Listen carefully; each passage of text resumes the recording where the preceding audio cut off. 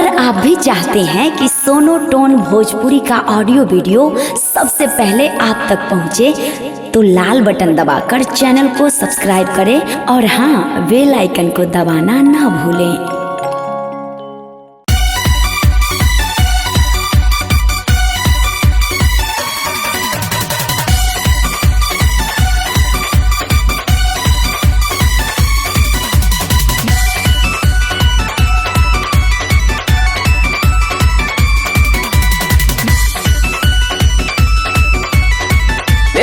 By अनोखा studio.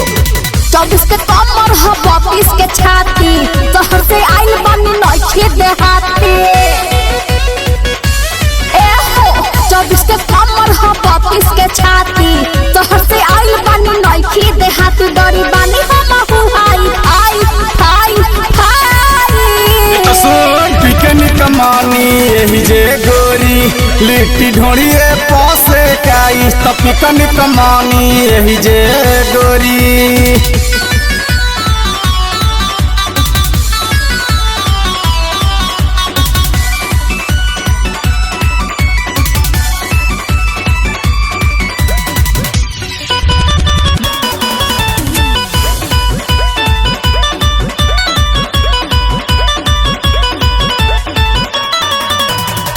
पक से पहले गला दे हफ्ताती होई मरद भोजपुरी वाला खाटी। नजर करावो जनी लाली लाली होठ पर, दादा चियार दे सैंडल के टोटपा।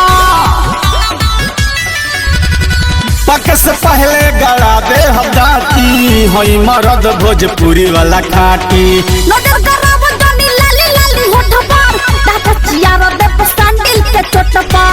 बारे पुलिस में हमारा भाई भाई भाई तो पिकन कमानी यही जे गोरी लिट्टी ढोड़िए पासे काई तो पिकन कमानी यही जे गोरी।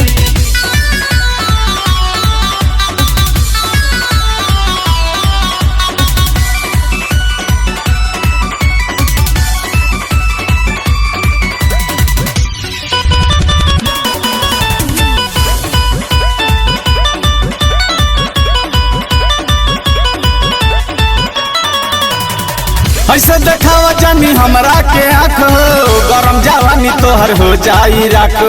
सुनो संबंध नहीं करो तू झमेला, ना तो रगड़ दे हम लोढ़ा से लोला।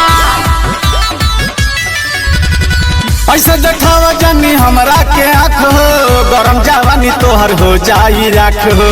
सुनो संबंध नहीं करो तू झमेला, ना तो रगड़ दे हम लोढ़ा से लोला। नहीं बनम निरज के लुगाई गाई गाई तो सुन पिकन कमानी यही जे गोरी लिट्टी ढोड़िए पासे काई तो पिकन कमानी यही जे गोरी। 24 के कमर ह 32 के छाती, शहर से आइल बानी नइखे देहाती। डरी बानी हम हुआई आई हाई हाई तो पिकन कमानी यही जे गोरी लिट्टी ढोड़िए पासे काई तो पिकन कमानी यही जे गोरी।